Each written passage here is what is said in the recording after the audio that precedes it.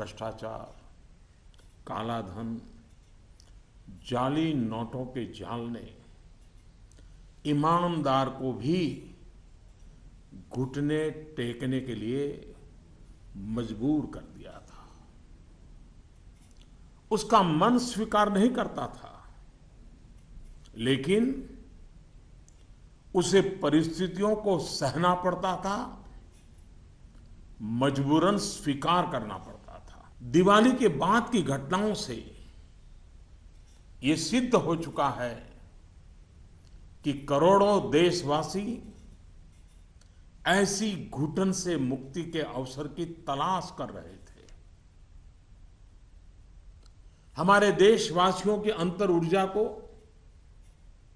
हमने कई बार अनुभव किया है, चाहे सन 62 की लड़ाई हो, 65 की लड़ाई हो, 71 की लड़ाई हो, करगिल का युद्ध हो।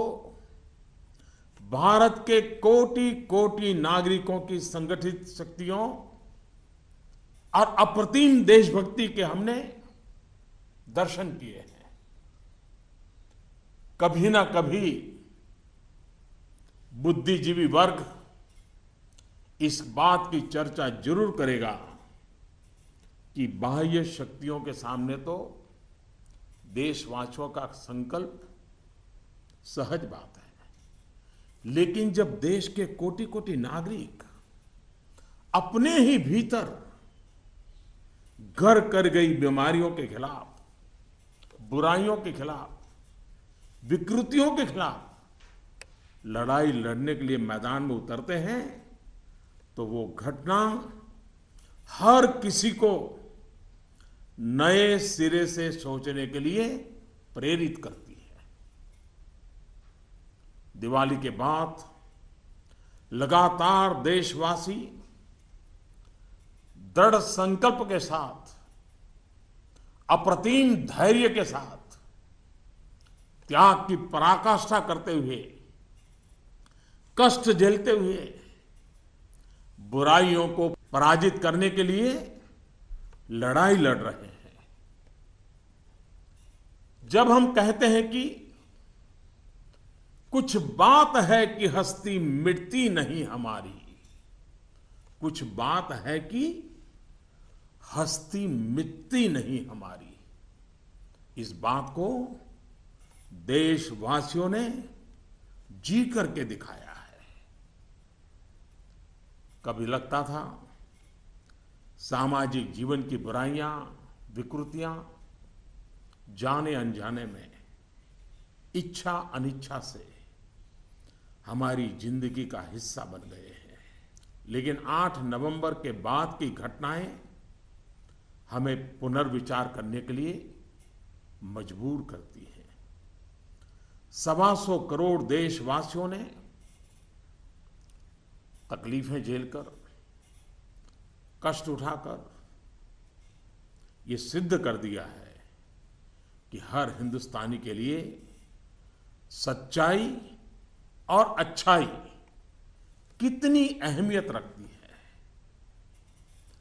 काल के कपाल पर यह अंकित हो चुका है कि जनशक्ति का सामर्थ्य क्या होता है, उत्तम अनुशासन किसे कहते हैं, अपप्रचार की आंधी में सत्य को पहचानने की विवेक बुद्धि किसे कहते हैं, सामर्थ्यवान बेबाक बेईमान के सामने ईमानदारी का संकल्प कैसे विजय पाता है, गरीबी से बाहर निकलने को आतुर जिंदगी भव्य भारत के निर्माण के लिए क्या कुछ नहीं कर सकती। देशवासियों ने जो कष्ट झेला है वो भारत के उज्जवल भविष्य के लिए नागरिकों के त्याग की मिसाल है।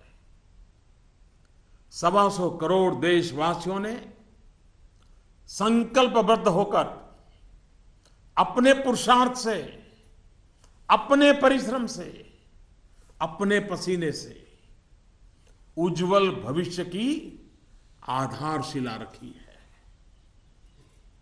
आम तौर पर जब अच्छाई के लिए आंदोलन होते हैं तो सरकार और जनता आमने सामने होती है। ये इतिहास की ऐसी मिसाल है जिसमें सच्चाई और अच्छाई के लिए सरकार और जनता दोनों मिलकर कंधे से कंधा मिलाकर लड़ाई लड़ रहे हैं।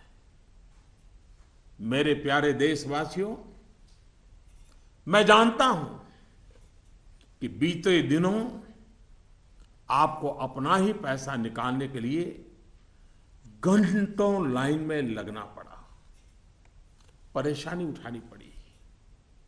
इस दौरान मुझे सैकड़ों हजारों चिट्ठियां भी मिली हैं। हर किसी ने अपने विचार रखे हैं, संकल्प भी दोहराया है, साथ ही साथ अपना दर्द भी मुझसे साझा किया है। इन सब में एक बात मैंने हमेशा अनुभव की, आपने मुझे अपना मानकर के बातें कही हैं। भ्रष्टाचार, काला धन, जाली नोट के खिलाफ लड़ाई में आप एक कदम भी पीछे नहीं रहना चाहते हैं। आपका ये प्यार आशीर्वाद की तरह है। अब प्रयास यह है कि नववर्ष में हो सके उतना जल्दी बैंकों को सामान्य स्थिति की तरफ ले जाया जाए। सरकार में इस विषय से जुड़े सभी जिम्मेदार व्यक्तियों से कहा गया है कि बैंकिंग व्यवस्था को सामान्य करने पर ध्यान केंद्रित किया जाए। विशेषकर ग्रामीण इलाकों में, दूर दराज वाले इलाकों में प्रोएक्टिव होकर के हर छोटी से छोटी कमी को दूर किया जाए ताकि गांव के नागरिकों की, किसानों की कठिनाइयां खत्म हो। प्यारे भाइयों और बहनों,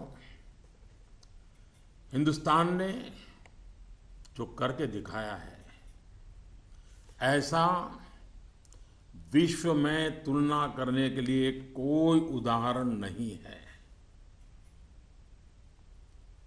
बीते कुछ वर्षों में 1000 और 500 के नोट सामान्य प्रचलन में कम और पैरेलल इकोनॉमी में ज्यादा चल रहे थे। हमारी समकक्ष जो अर्थव्यवस्था वाले देशों में भी इतना कैश नहीं होता जितना हमारे यहां पहाड़ के पहाड़ हो गए। हमारी अर्थव्यवस्था में बेतहाशा बढ़े हुए नोट महंगाई बढ़ा रहे थे, काला बाजारी बढ़ा रहे थे, देश के गरीब से उसका अधिकार छीन रहे थे। अर्थव्यवस्था में कैश का अभाव, नगद का अभाव तकलीफदेह है। तो हम ये भी न भूले, कैश का प्रभाव, नगद का प्रभाव और अधिक तकलीफदेह होता है। हमारा ये प्रयास है कि इसका संतुलन बना रहे। एक बात में सभी अर्थशास्त्रियों की सहमति है कि कैश अथवा नगद अगर अर्थव्यवस्था से बाहर होते हैं तो विपत्ति है। वही कैश या नकद अगर अर्थव्यवस्था की मुख्य धारा में हो तो विकास का साधन बनता है। इन दिनों करोड़ों देशवासियों ने जिस धैर्य, अनुशासन और संकल्प शक्ति के दर्शन कराए हैं। अगर आज लाल बहादुर शास्त्री होते, जयप्रकाश नारायण होते, राम मनोहर लोहिया होते, कामराज जी होते, तो अवश्य देशवासियों को भरपूर आशीर्वाद देते।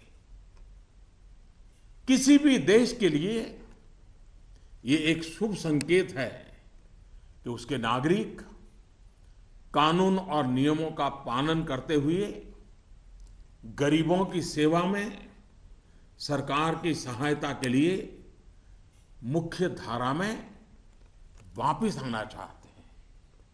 इन दिनों इतने अच्छे अच्छे उदाहरण सामने आए हैं जिसका वर्णन करने में हफ्तों बीत जाए।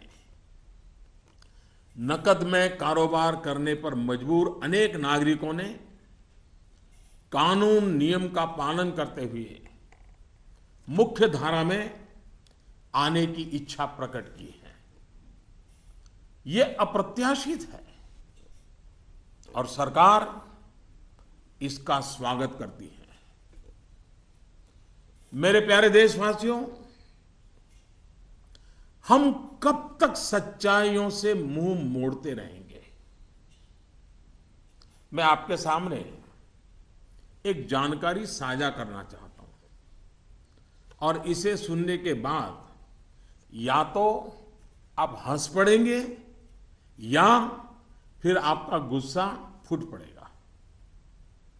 आपको जानकर के हैरानी होगी, सरकार के पास दर्ज की गई जानकारी के हिसाब से देश में सिर्फ और सिर्फ 24 लाख लोग ये स्वीकारते हैं कि उनकी आय 10 लाख रुपये सालाना से ज्यादा है। क्या किसी देशवासी के गले ये बात उतरेगी? आप भी अपने आसपास बड़ी बड़ी कोठियां, बड़ी बड़ी गाड़ियां देखते ही होंगे। देश के बड़े बड़े शहरों को ही देखें तो किसी एक शहर में आपको सालाना 10 लाख से अधिक आय वाले लाखों लोग मिल जाएंगे। क्या आपको नहीं लगता कि देश की भलाई के लिए ईमानदारी के आंदोलन को और अधिक ताकत देने की जरूरत है?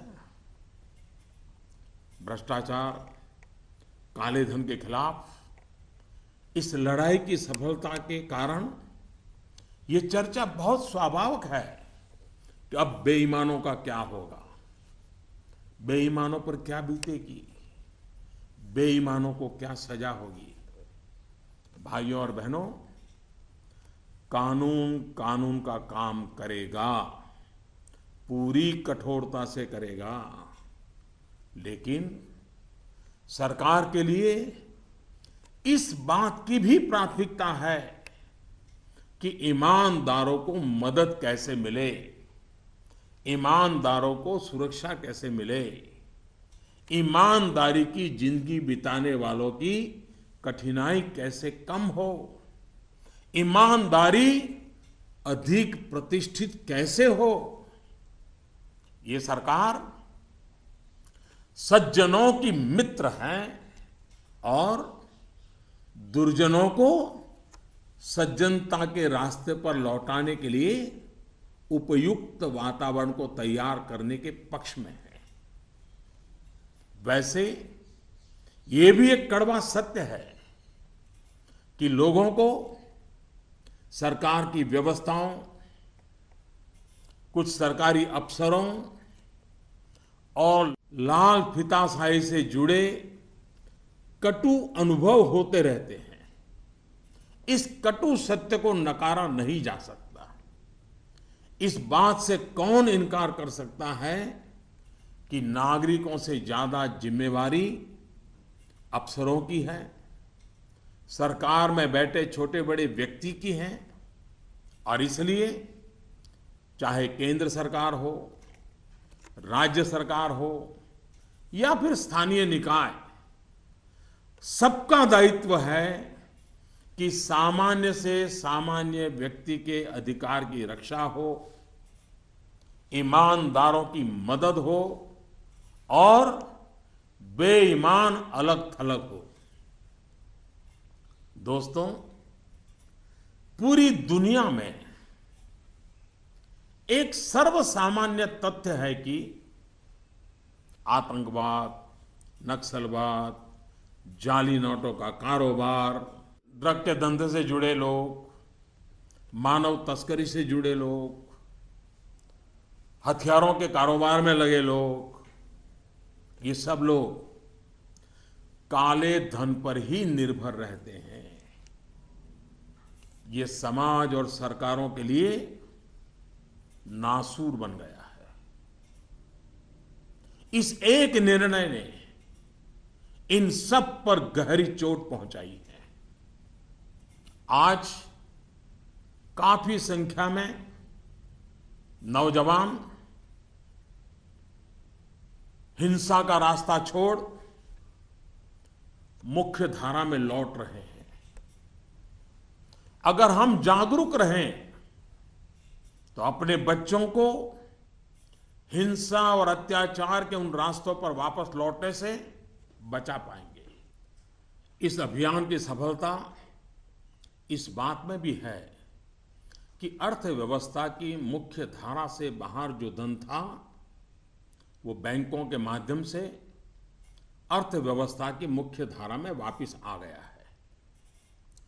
पिछले कुछ दिनों की घटनाओं से ये सिद्ध हो चुका है कि चालाकी के रास्ते खोजने वाले बेईमान लोगों के लिए आगे के रास्ते बंद हो चुके हैं। टेक्नोलॉजी ने इसमें बहुत बड़ी सेवा की है।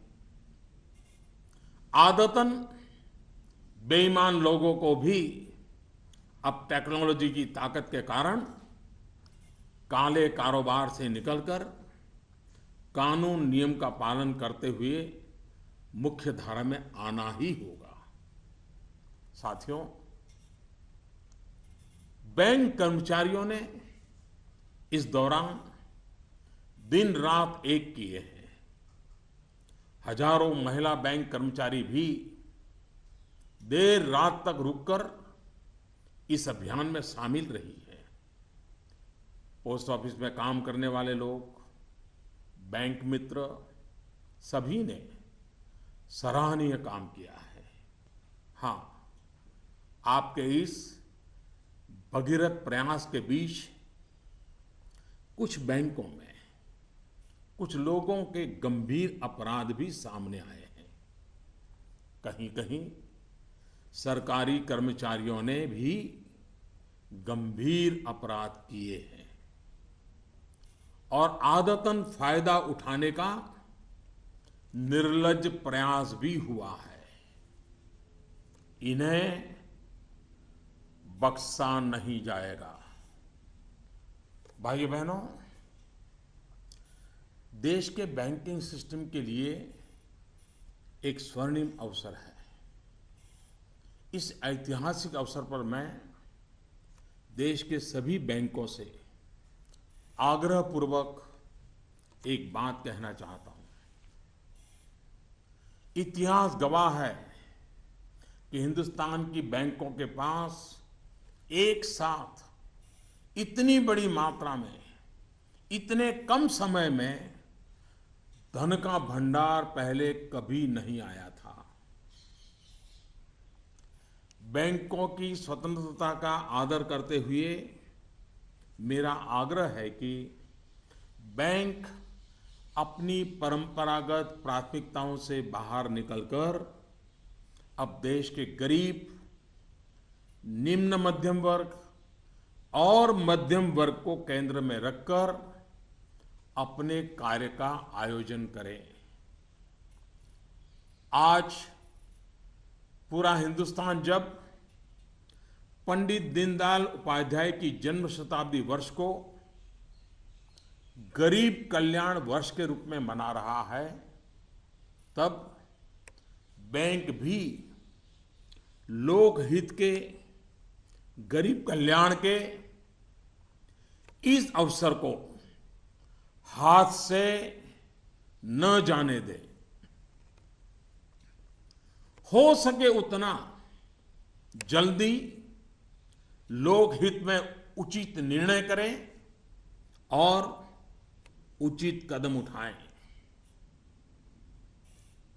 जब निश्चित लक्ष्य के साथ नीति बनती है, योजनाएं बनती हैं, तो लाभार्थी का सशक्तिकरण तो होता ही है, साथ साथ इसके तात्कालिक और दूरगामी फल भी अवश्य मिलते हैं।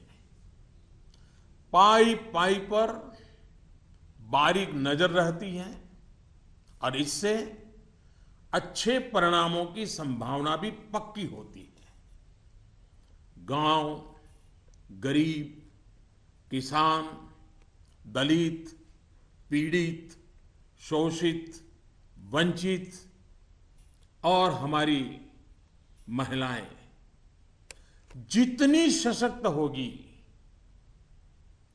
आर्थिक रूप से अपने पैरों पर खड़ी होगी, देश उतना ही मजबूत बनेगा और विकास भी उतना ही तेज होगा। सबका साथ, सबका विकास, इस ध्येय वाक्य को चरितार्थ करने के लिए नववर्ष की पूर्व संध्या पर देश के 125 करोड़ नागरिकों के लिए सरकार कुछ नई योजनाएं ला रही है। दोस्तों, स्वतंत्रता के इतने साल बाद भी देश में लाखों गरीबों के पास अपना घर नहीं है। जब अर्थव्यवस्था में कालाधन बढ़ा तो मध्यम वर्ग की पहुंच से घर भी खरीदना दूर हो गया था। गरीब, निम्न मध्यम वर्ग और मध्यम वर्ग के लोग घर खरीद सकें, इसके लिए सरकार ने कुछ बड़े फैसले लिए हैं।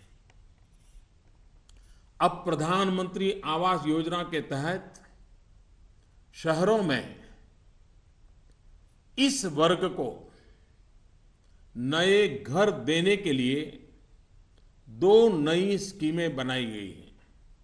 इसके तहत 2017 में घर बनाने के लिए 9 लाख रुपए तक के कर्ज पर ब्याज में 4% की छूट और 12 लाख रुपए तक के कर्ज पर ब्याज में 3% की छूट दी जाएगी।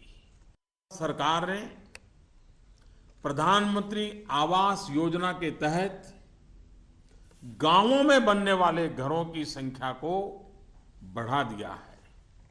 यानी जितने घर पहले बनने वाले थे उससे 33% ज्यादा घर बनाए जाएंगे। गांवों के निम्न मध्यम वर्ग और मध्यम वर्ग के लोगों की जरूरतों को ध्यान में रखते हम एक नई योजना शुरू करने जा रहे हैं। 2017 में गांव में रहने वाले जो लोग अपने घर का निर्माण करना चाहते हैं या पुराने घर में कोई विस्तार करना चाहते हैं, 1-2 कमरे और बनाना चाहते हैं, ऊपर एक आध नई मंजिल बनाना चाहते हैं, उन्हें 2 लाख रुपए तक के ऋण में 3% ब्याज की छूट दी जाएगी। दोस्तों, बीते दिनों चारों तरफ ऐसा वातावरण बना दिया गया था कि देश की कृषि बर्बाद हो गई है। ऐसा वातावरण बनाने वालों को मेरे देश के किसानों ने करारा जवाब दिया है। पिछले वर्ष की तुलना में इस वर्ष रबी की बुआई में 6% ज्यादा वृद्धि हुई है। फर्टिलाइजर भी 9% ज्यादा उठाया गया है। सरकार ने इस बात का लगातार ध्यान रखा कि किसानों को बीज की दिक्कत ना हो, खाद की किल्लत ना हो, कर्ज लेने में परेशानी ना आए। अब किसान भाइयों के हित में कुछ और अहम निर्णय भी लिए गए हैं। डिस्ट्रिक्ट कोऑपरेटिव सेंट्रल बैंक और प्राइमरी सोसाइटी से जिन किसानों ने खरीफ और रबी की बुआई के लिए कर्ज लिया था, उस कर्ज के 60 दिन का ब्याज सरकार वहन करेगी और किसानों के खातों में ट्रांसफर करेगी। कोऑपरेटिव बैंक और सोसाइटीज से किसानों को और ज्यादा कर्ज मिल सके, इसके लिए उपाय किए गए हैं। नाबार्ड ने पिछले महीने 21,000 करोड़ रुपए की व्यवस्था की थी। अब सरकार इसे लगभग 2 गुना करते हुए इसमें 20,000 करोड़ रुपए और जोड़ रही है। इस रकम को नाबार्ड कोऑपरेटिव बैंक और सोसाइटीज को कम ब्याज पर देगा और इससे नाबार्ड को जो आर्थिक नुकसान होगा उसे भी सरकार वहन करेगी। सरकार ने यह भी तय किया है कि अगले 3 महीने में 3 करोड़ किसान क्रेडिट कार्डों को रुपे कार्ड में बदला जाएगा। किसान क्रेडिट कार्ड में एक कमी यह थी कि पैसे निकालने के लिए बैंक जाना पड़ता था। अब जब किसान क्रेडिट कार्ड को रुपे कार्ड में बदल दिया जाएगा तो किसान कहीं पर भी अपने कार्ड से खरीद बिक्री कर पाएगा। भाइयों और बहनों, जिस प्रकार देश की अर्थव्यवस्था में कृषि का महत्व है, उसी प्रकार विकास और रोजगार के लिए लघु और मध्यम उद्योग, जिसे एमएसएमई भी कहते हैं, इसका भी महत्वपूर्ण योगदान है। इस बात को ध्यान में रखते हुए सरकार ने इस क्षेत्र के लिए कुछ निर्णय लिए हैं जो रोजगार बढ़ाने में सहायक होंगे। सरकार ने तय किया है कि छोटे कारोबारियों के लिए क्रेडिट गारंटी 1 करोड़ रुपए से बढ़ाकर 2 करोड़ रुपया करेगी। भारत सरकार एक ट्रस्ट के माध्यम से बैंकों को ये गारंटी देती है कि आप छोटे व्यापारियों को लोन दीजिए, गारंटी हम लेते हैं। अब तक यह नियम था कि 1 करोड़ रुपए तक के लोन को कवर किया जाता था। अब 2 करोड़ रुपए तक का लोन क्रेडिट गारंटी से कवर होगा। एनबीएफसी यानी कि नॉन बैंकिंग फाइनेंशियल कंपनी से दिया गया लोन भी इसमें कवर होगा। सरकार के इस फैसले से छोटे दुकानदार, छोटे उद्योगों को ज्यादा कर्ज मिलेगा। गारंटी का खर्च केंद्र सरकार द्वारा वहन करने के कारण इन पर ब्याज दर भी कम होगी। सरकार ने बैंकों को यह भी कहा है कि छोटे उद्योगों के लिए कैश क्रेडिट लिमिट को 20% से बढ़ाकर 25% करें। इसके अलावा डिजिटल माध्यम से हुए ट्रांजैक्शन पर वर्किंग कैपिटल लोन 20% से बढ़ाकर 30% तक करने को कहा गया है। नवंबर में इस सेक्टर से जुड़े बहुत से लोगों ने कैश डिपॉजिट किया है।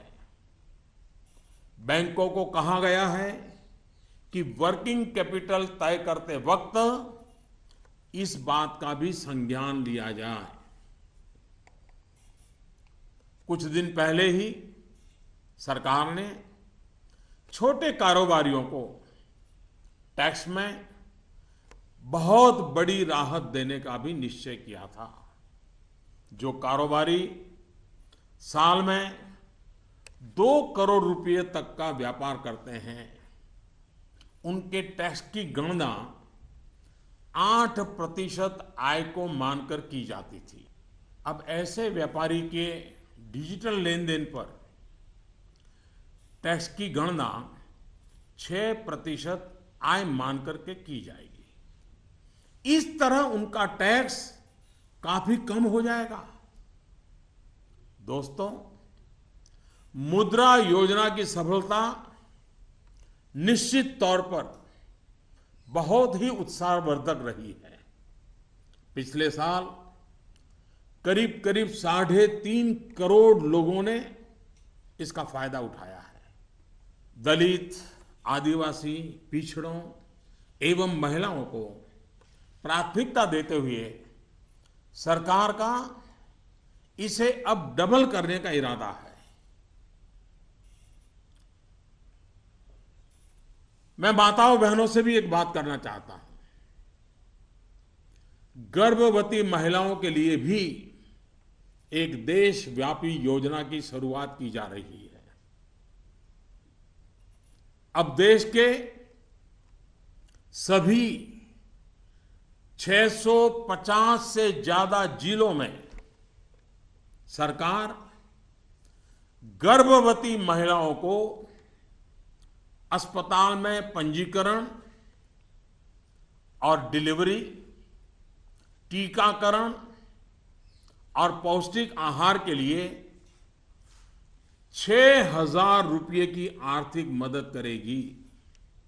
ये राशि गर्भवती महिलाओं के अकाउंट में ट्रांसफर की जाएगी, सीधी उनके खाते में जमा कर दी जाएगी। देश में माता मृत्यु दर को कम करने में इस योजना से बड़ी सहायता मिलेगी। वर्तमान में ये योजना सिर्फ 4,000 रुपये की आर्थिक मदद और पायलट प्रोजेक्ट के रूप में सिर्फ 53 जिलों में चलाई जा रही है। भारत में सीनियर सिटीजन्स,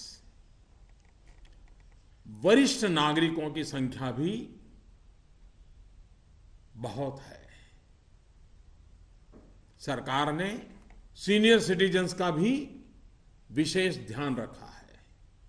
सरकार वरिष्ठ नागरिकों के लिए भी एक स्कीम शुरू करने जा रही है। बैंक में ज्यादा पैसा आने पर अक्सर बैंक डिपॉजिट पर इंटरेस्ट रेट घटा देते हैं। वरिष्ठ नागरिकों पर इसका प्रभाव ना हो, इसलिए 7.5 लाख रुपए तक की राशि पर 10 साल तक के लिए सालाना 8% का इंटरेस्ट रेट, ब्याज दर सुरक्षित किया जाएगा। ब्याज की ये राशि वरिष्ठ नागरिक हर महीने प्राप्त कर सकते हैं। भ्रष्टाचार, काला धन की जब भी चर्चा होती है तो राजनेता, राजनीतिक दल, चुनाव का खर्च, ये सारी बातें चर्चा के केंद्र में रहती है। अब वक्त आ चुका है कि सभी राजनेता और सभी राजनीतिक दल देश के ईमानदार नागरिकों की भावनाओं का आदर करें, जनता के आक्रोश को समझें। ये बात सही है कि राजनीतिक दलों ने समय समय पर व्यवस्था में सुधार के लिए सार्थक प्रयास भी किए हैं। सभी दलों ने मिलकर के स्वेच्छा से अपने ऊपर बंधनों को स्वीकार किया है। आज आवश्यकता है कि सभी राजनेता और सभी राजनीतिक दल होलियर देन दाऊ इससे अलग हट करके मिल बैठ करके पारदर्शिता को प्राथमिकता देते हुए भ्रष्टाचार और काले धन से राजनीतिक दलों को मुक्त कराने की दिशा में सही कदम उठाएं। हमारे देश में सामान्य नागरिक से लेकर के राष्ट्रपति जी तक सभी ने लोकसभा विधानसभा का चुनाव साथ साथ कराए जाने के बारे में कभी न कभी कहा है। आए दिन चल रहे चुनावी चक्र, उससे उत्पन्न आर्थिक बोझ तथा प्रशासन व्यवस्था पर बने बोझ से मुक्ति पाने की बात का समर्थन किया है। अब समय आ गया है कि इस पर बहस हो, सार्थक बहस हो और रास्ता खोजा जाए। हमारे देश में हर सकारात्मक परिवर्तन के लिए हमेशा स्थान रहा है। अब डिजिटल लेन देन, ऑनलाइन पेमेंट या ई पेमेंट को लेकर के समाज में काफी सकारात्मक परिवर्तन देखा जा रहा है। ज्यादा से ज्यादा लोग इससे जुड़ रहे हैं। कल ही सरकार ने बाबा साहेब भीमराव अंबेडकर के नाम पर डिजिटल ट्रांजैक्शन के लिए पूरी तरह एक स्वदेशी प्लेटफॉर्म भीम लॉन्च किया है। भीम यानी भारत इंटरफेस फॉर मनी। मैं देश के युवाओं से, व्यापारी वर्ग से, किसानों से आग्रह करता हूं कि भीम से ज्यादा जुड़े। साथियों, दिवाली के बाद जो घटनाक्रम रहा, निर्णय हुए, नीतियां बनी, इनका मूल्यांकन अर्थशास्त्री तो करेंगे ही, लेकिन अच्छा होगा कि देश के समाजशास्त्री, इतिहासविद भी इस पूरे घटनाक्रम, निर्णय और नीतियों का मूल्यांकन करें। एक राष्ट्र के रूप में भारत का गांव, गरीब, किसान, युवा, पढ़े लिखे, अनपढ़, पुरुष, महिला, सबने अप्रतिम धैर्य और लोक शक्ति का दर्शन कराया है। कुछ समय के बाद 2017 का नया वर्ष प्रारंभ होगा। आज से ठीक 100 साल पहले 1917 में महात्मा गांधी के नेतृत्व में चंपारण में पहली बार सत्याग्रह का आंदोलन आरंभ हुआ था। इन दिनों हमने देखा कि 100 वर्ष के बाद भी हमारे देश में सच्चाई और अच्छाई के प्रति सकारात्मक संस्कार का मूल्य है। आज महात्मा गांधी नहीं है, परंतु उनका यह मार्ग जो हमें सत्य का आग्रह करने के लिए प्रेरित करता है, वह सर्वाधिक उपयुक्त है। चंपारण सत्याग्रह की शताब्दी के अवसर पर हम फिर एक बार महात्मा गांधी का पुण्य स्मरण करते हुए सत्य के आग्रही बनेंगे तो सच्चाई और अच्छाई की पटरी पर आगे बढ़ने में कोई कठिनाई नहीं आएगी। भ्रष्टाचार और काले धन के खिलाफ इस लड़ाई को हमें रुकने नहीं देना है। सत्य का आग्रह संपूर्ण सफलता की गारंटी है। 125 करोड़ का देश हो, 65% जनसंख्या 35 साल से कम उम्र के नौजवानों की हो, साधन भी हो, संसाधन भी हो और सामर्थ्य में कोई कमी ना हो, ऐसे हिंदुस्तान के लिए कोई कारण नहीं है कि हमारा देश अब पीछे रह जाए। नववर्ष की नई किरण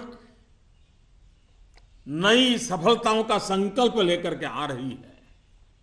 आइए हम सब मिलकर चल पड़े, बाधाओं को पार करते चले, एक नए उज्जवल भविष्य का निर्माण करें। बहुत बहुत धन्यवाद। जय हिंद।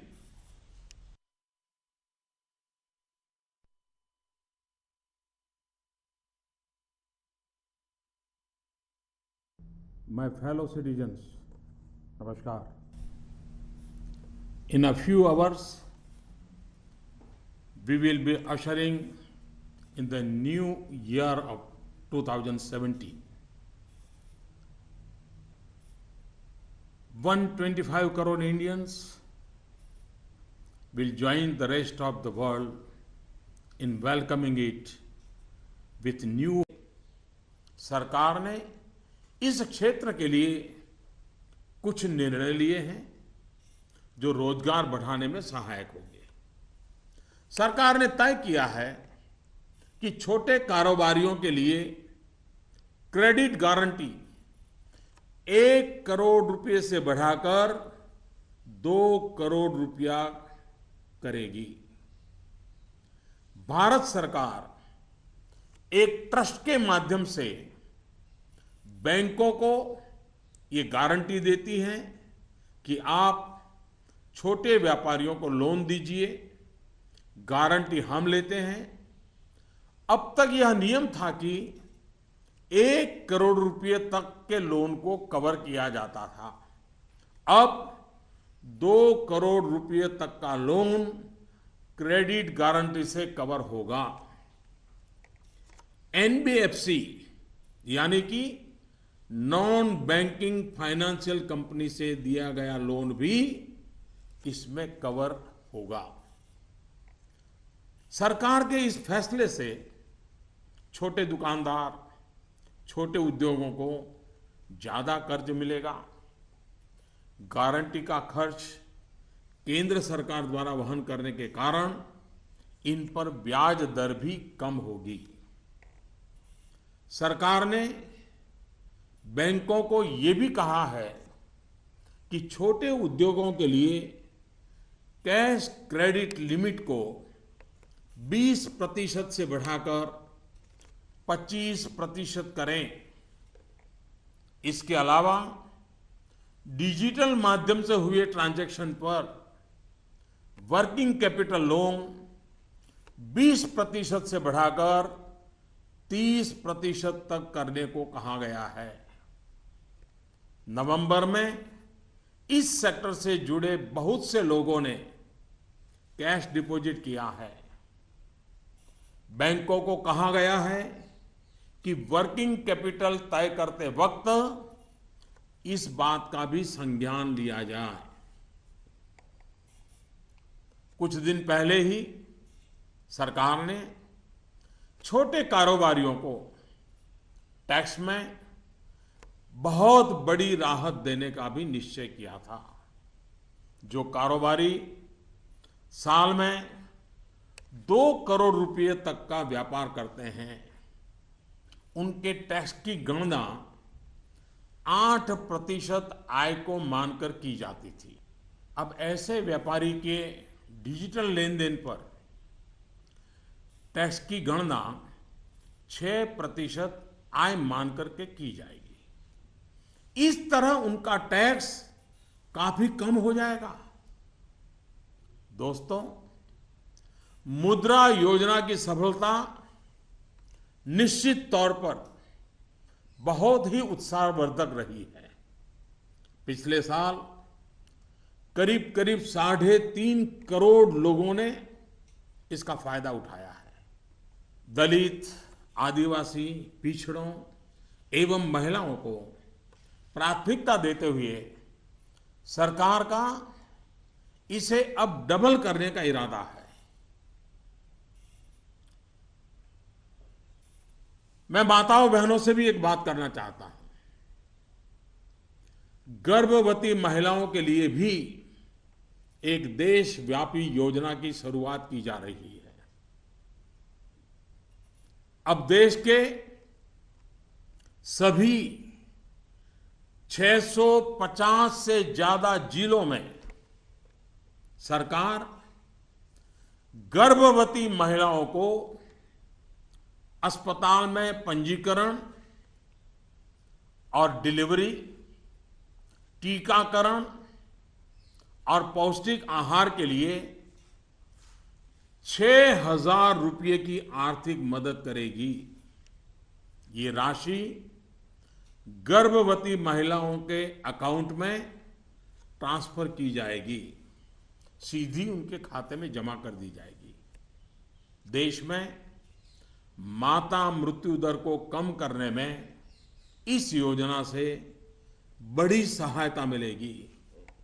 वर्तमान में ये योजना सिर्फ 4,000 रुपये की आर्थिक मदद और पायलट प्रोजेक्ट के रूप में सिर्फ 53 जिलों में चलाई जा रही है। भारत में सीनियर सिटीजन्स, वरिष्ठ नागरिकों की संख्या भी बहुत है। सरकार ने सीनियर सिटीजन्स का भी विशेष ध्यान रखा है। सरकार वरिष्ठ नागरिकों के लिए भी एक स्कीम शुरू करने जा रही है। बैंक में ज्यादा पैसा आने पर अक्सर बैंक डिपॉजिट पर इंटरेस्ट रेट घटा देते हैं।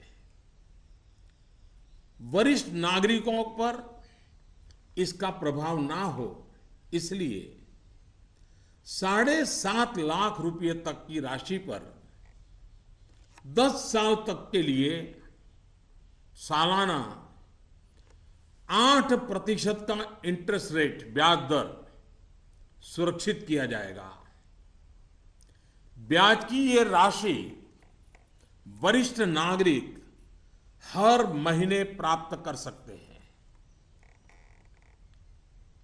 भ्रष्टाचार, काला धन की जब भी चर्चा होती है तो राजनेता, राजनीतिक दल, चुनाव का खर्च, ये सारी बातें चर्चा के केंद्र में रहती है। अब वक्त आ चुका है कि सभी राजनेता और सभी राजनीतिक दल देश के ईमानदार नागरिकों की भावनाओं का आदर करें। भ्रष्टाचार, काला धन, जाली नोटों के जाल ने ईमानदार को भी घुटने टेकने के लिए मजबूर कर दिया था।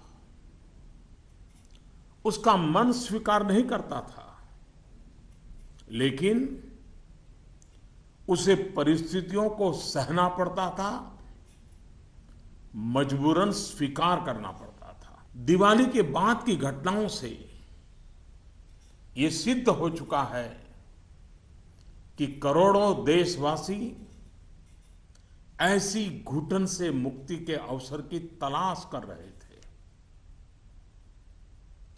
हमारे देशवासियों की अंतर ऊर्जा को हमने कई बार अनुभव किया है। चाहे सन 62 की लड़ाई हो, 65 की लड़ाई हो, 71 की लड़ाई हो, करगिल का युद्ध हो, भारत के कोटि कोटि नागरिकों की संगठित शक्तियों और अप्रतिम देशभक्ति के हमने दर्शन किए हैं। कभी ना कभी बुद्धिजीवी वर्ग इस बात की चर्चा जरूर करेगा कि बाह्य शक्तियों के सामने तो देशवासियों का संकल्प सहज बात है, लेकिन जब देश के कोटि कोटि नागरिक अपने ही भीतर घर कर गई बीमारियों के खिलाफ, बुराइयों के खिलाफ, विकृतियों के खिलाफ लड़ाई लड़ने के लिए मैदान में उतरते हैं, तो वो घटना हर किसी को नए सिरे से सोचने के लिए प्रेरित करती है। दिवाली के बाद लगातार देशवासी दृढ़ संकल्प के साथ, अप्रतिम धैर्य के साथ, त्याग की पराकाष्ठा करते हुए, कष्ट झेलते हुए बुराइयों को पराजित करने के लिए लड़ाई लड़ रहे हैं। जब हम कहते हैं कि कुछ बात है कि हस्ती मिटती नहीं हमारी, कुछ बात है कि हस्ती मिटती नहीं हमारी, इस बात को देशवासियों ने जी करके दिखाया है। कभी लगता था सामाजिक जीवन की बुराइयां, विकृतियां जाने अनजाने में, इच्छा अनिच्छा से हमारी जिंदगी का हिस्सा बन गए हैं। लेकिन 8 नवंबर के बाद की घटनाएं हमें पुनर्विचार करने के लिए मजबूर करती हैं। 125 करोड़ देशवासियों ने तकलीफें झेलकर, कष्ट उठाकर ये सिद्ध कर दिया है कि हर हिंदुस्तानी के लिए सच्चाई और अच्छाई कितनी अहमियत रखती है। काल के कपाल पर यह अंकित हो चुका है कि जनशक्ति का सामर्थ्य क्या होता है, उत्तम अनुशासन किसे कहते हैं, अपप्रचार की आंधी में सत्य को पहचानने की विवेक बुद्धि किसे कहते हैं, सामर्थ्यवान बेबाक बेईमान के सामने ईमानदारी का संकल्प कैसे विजय पाता है, गरीबी से बाहर निकलने को आतुर जिंदगी भव्य भारत के निर्माण के लिए क्या कुछ नहीं कर सकती। देशवासियों ने जो कष्ट झेला है वो भारत के उज्जवल भविष्य के लिए नागरिकों के त्याग की मिसाल है। 125 करोड़ देशवासियों ने संकल्पबद्ध होकर अपने पुरुषार्थ से, अपने परिश्रम से, अपने पसीने से उज्जवल भविष्य की आधारशिला रखी है। आमतौर पर जब अच्छाई के लिए आंदोलन होते हैं तो सरकार और जनता आमने सामने होती है। यह इतिहास की ऐसी मिसाल है जिसमें सच्चाई और अच्छाई के लिए सरकार और जनता दोनों मिलकर कंधे से कंधा मिलाकर लड़ाई लड़ रहे हैं। मेरे प्यारे देशवासियों, मैं जानता हूं कि बीते दिनों आपको अपना ही पैसा निकालने के लिए घंटों लाइन में लगना पड़ा, परेशानी उठानी पड़ी। इस दौरान मुझे सैकड़ों हजारों चिट्ठियां भी मिली हैं। हर किसी ने अपने विचार रखे हैं,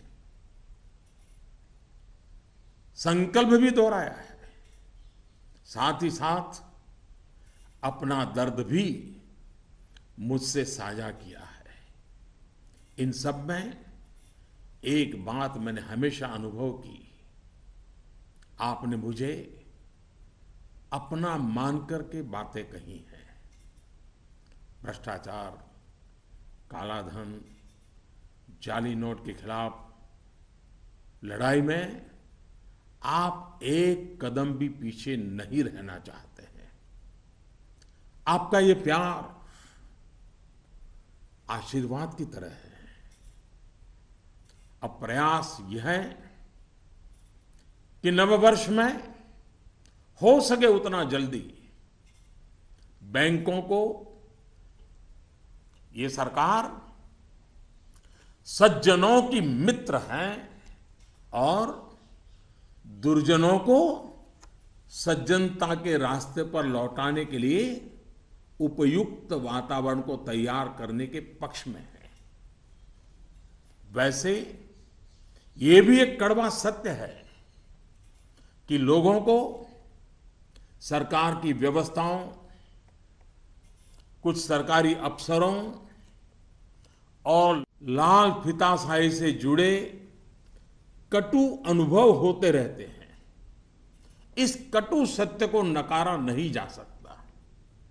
इस बात से कौन इनकार कर सकता है कि नागरिकों से ज्यादा जिम्मेवारी अफसरों की है, सरकार में बैठे छोटे बड़े व्यक्ति की है। और इसलिए चाहे केंद्र सरकार हो, राज्य सरकार हो या फिर स्थानीय निकाय, सबका दायित्व है कि सामान्य से सामान्य व्यक्ति के अधिकार की रक्षा हो, ईमानदारों की मदद हो और बेईमान अलग थलग हो। दोस्तों, पूरी दुनिया में एक सर्वसामान्य तथ्य है कि आतंकवाद, नक्सलवाद, जाली नोटों का कारोबार, ड्रग के धंधे से जुड़े लोग, मानव तस्करी से जुड़े लोग, हथियारों के कारोबार में लगे लोग, ये सब लोग काले धन पर ही निर्भर रहते हैं। ये समाज और सरकारों के लिए नासूर बन गया है।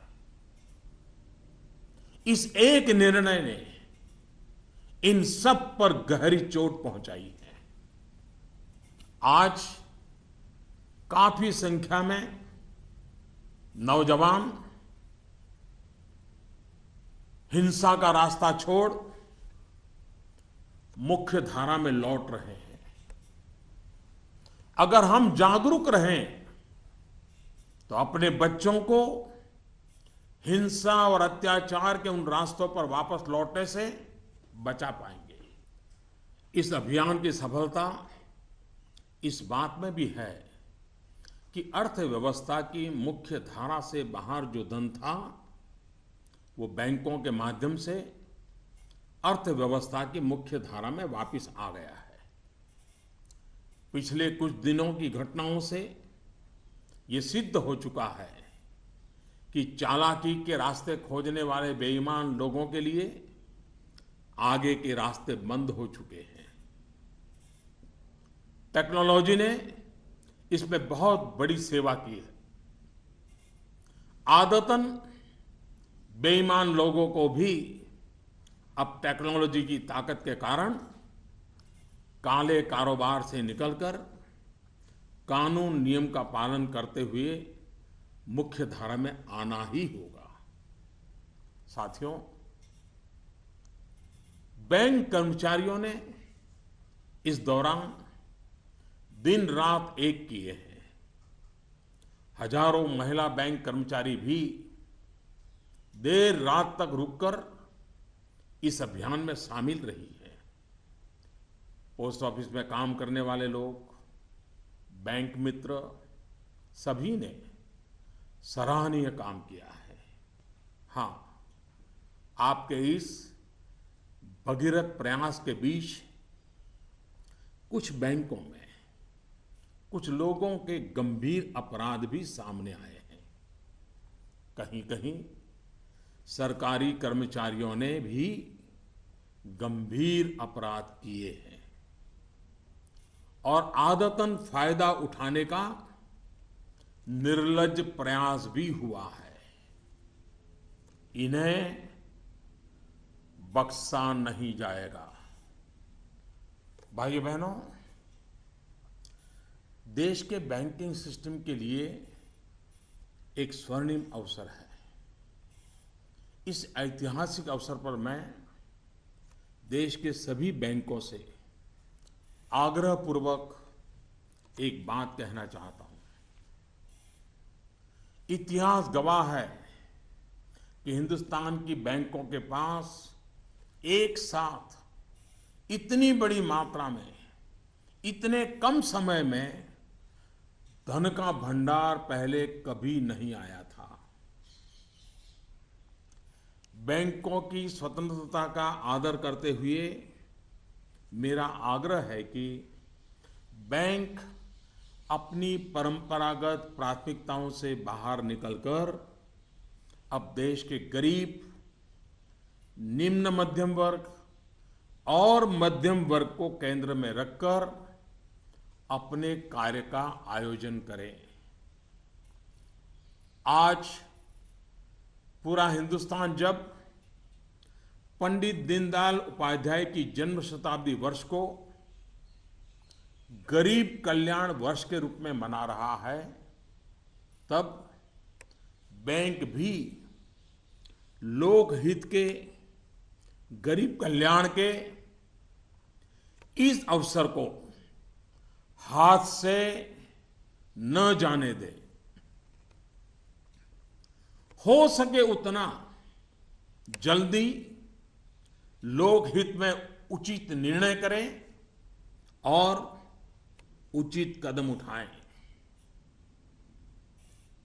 जब निश्चित लक्ष्य के साथ नीति बनती है, योजनाएं बनती हैं, तो लाभार्थी का सशक्तिकरण तो होता ही है, साथ साथ इसके तात्कालिक और दूरगामी फल भी अवश्य मिलते हैं। पाई पाई पर बारीक नजर रहती है और इससे अच्छे परिणामों की संभावना भी पक्की होती है।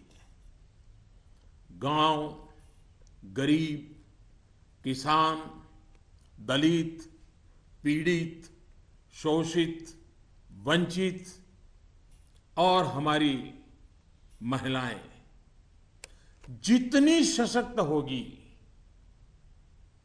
आर्थिक रूप से अपने पैरों पर खड़ी होगी, देश उतना ही मजबूत बनेगा और विकास भी उतना ही तेज होगा। सबका साथ, सबका विकास, इस ध्येय वाक्य को चरितार्थ करने के लिए नववर्ष की पूर्व संध्या पर देश के 125 करोड़ नागरिकों के लिए सरकार कुछ नई योजनाएं ला रही है। दोस्तों, स्वतंत्रता के इतने साल बाद भी देश में लाखों गरीबों के पास अपना घर नहीं है। जब अर्थव्यवस्था में काला धन बढ़ा तो मध्यम वर्ग की पहुंच से घर भी खरीदना दूर हो गया था। गरीब, निम्न मध्यम वर्ग और मध्यम वर्ग के लोग घर खरीद सकें, इसके लिए सरकार ने कुछ बड़े फैसले लिए हैं। अब प्रधानमंत्री आवास योजना के तहत शहरों में इस वर्ग को नए घर देने के लिए 2 नई स्कीमें बनाई गई हैं। इसके तहत 2017 में घर बनाने के लिए 9 लाख रुपए तक के कर्ज पर ब्याज में 4% की छूट और 12 लाख रुपए तक के कर्ज पर ब्याज में 3% की छूट दी जाएगी। सरकार ने प्रधानमंत्री आवास योजना के तहत गांवों में बनने वाले घरों की संख्या को बढ़ा दिया है। यानी जितने घर पहले बनने वाले थे उससे 33% ज्यादा घर बनाए जाएंगे। गांवों के निम्न मध्यम वर्ग और मध्यम वर्ग के लोगों की जरूरतों को ध्यान में रखते हम एक नई योजना शुरू करने जा रहे हैं। 2017 में गांव में रहने वाले जो लोग अपने घर का निर्माण करना चाहते हैं या पुराने घर में कोई विस्तार करना चाहते हैं, एक दो कमरे और बनाना चाहते हैं, ऊपर एक आध नई मंजिल बनाना चाहते हैं, उन्हें 2 लाख रुपए तक के ऋण में 3% ब्याज की छूट दी जाएगी। दोस्तों, बीते दिनों चारों तरफ ऐसा वातावरण बना दिया गया था कि देश की कृषि बर्बाद हो गई है। ऐसा वातावरण बनाने वालों को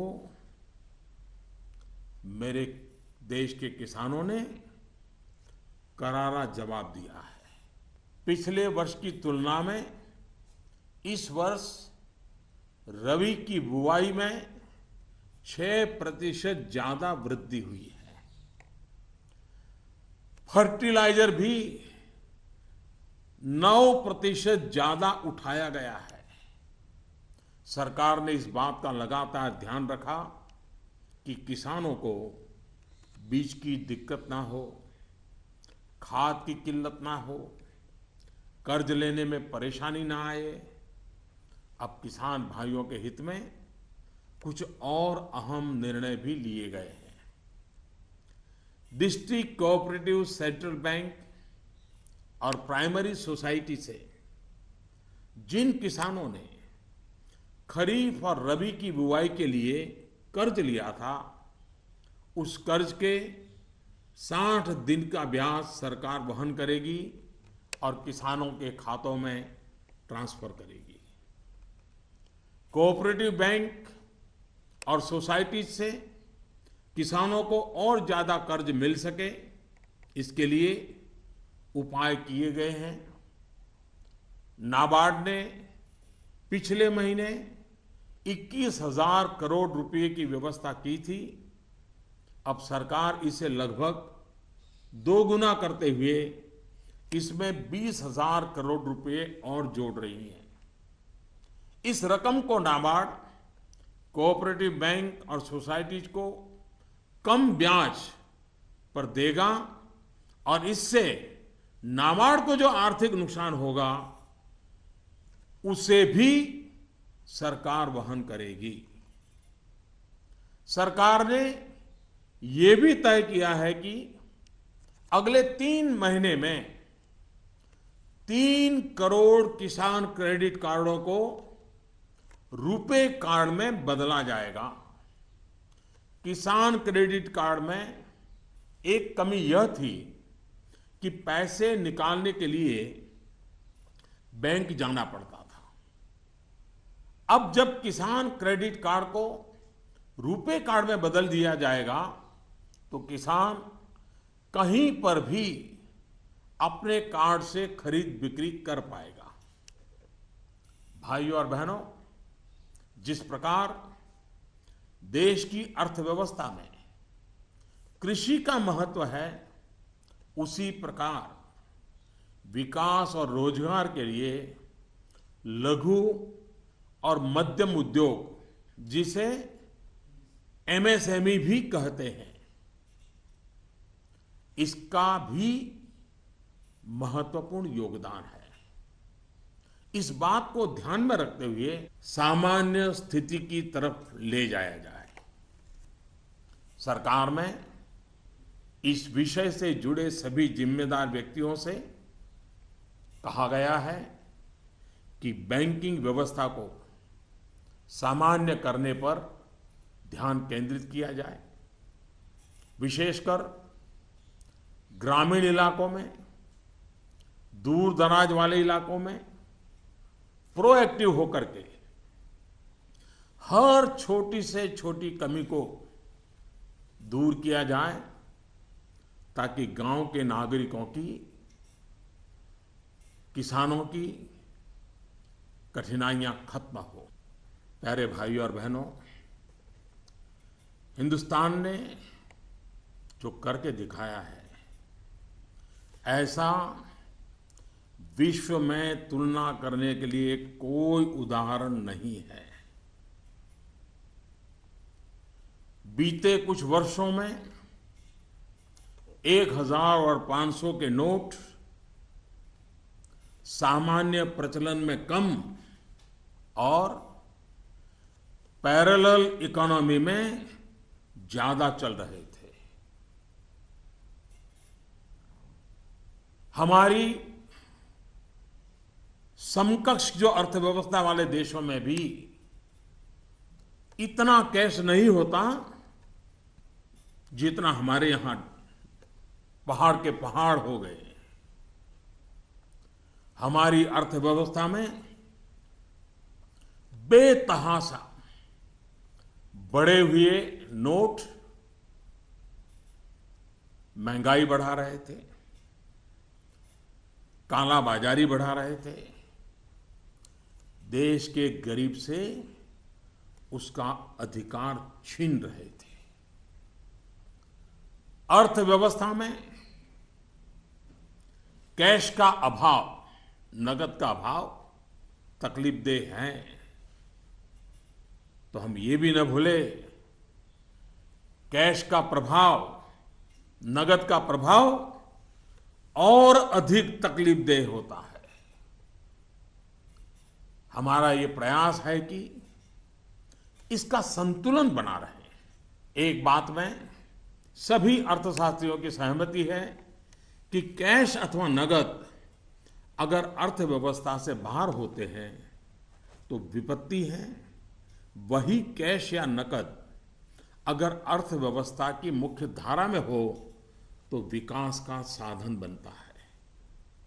इन दिनों करोड़ों देशवासियों ने जिस धैर्य, अनुशासन और संकल्प शक्ति के दर्शन कराए हैं, अगर आज लाल बहादुर शास्त्री होते, जयप्रकाश नारायण होते, राम मनोहर लोहिया होते, कामराज जी होते, तो अवश्य देशवासियों को भरपूर आशीर्वाद देते।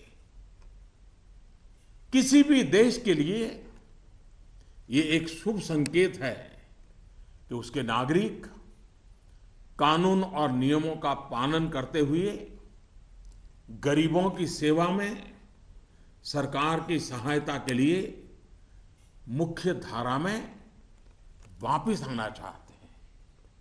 इन दिनों इतने अच्छे अच्छे उदाहरण सामने आए हैं जिसका वर्णन करने में हफ्तों बीत जाए। नकद में कारोबार करने पर मजबूर अनेक नागरिकों ने कानून नियम का पालन करते हुए मुख्य धारा में आने की इच्छा प्रकट की है। यह अप्रत्याशित है और सरकार इसका स्वागत करती है। मेरे प्यारे देशवासियों, हम कब तक सच्चाइयों से मुंह मोड़ते रहेंगे? मैं आपके सामने एक जानकारी साझा करना चाहता हूं और इसे सुनने के बाद या तो आप हंस पड़ेंगे या फिर आपका गुस्सा फूट पड़ेगा। आपको जानकर के हैरानी होगी, सरकार के पास दर्ज की गई जानकारी के हिसाब से देश में सिर्फ और सिर्फ 24 लाख लोग ये स्वीकारते हैं कि उनकी आय 10 लाख रुपये सालाना से ज्यादा है। क्या किसी देशवासी के गले ये बात उतरेगी? आप भी अपने आसपास बड़ी बड़ी कोठियां, बड़ी बड़ी गाड़ियां देखते ही होंगे।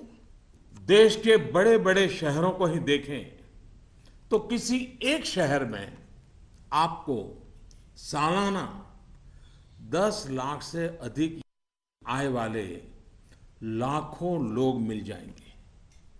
क्या आपको नहीं लगता कि देश की भलाई के लिए ईमानदारी के आंदोलन को और अधिक ताकत देने की जरूरत है?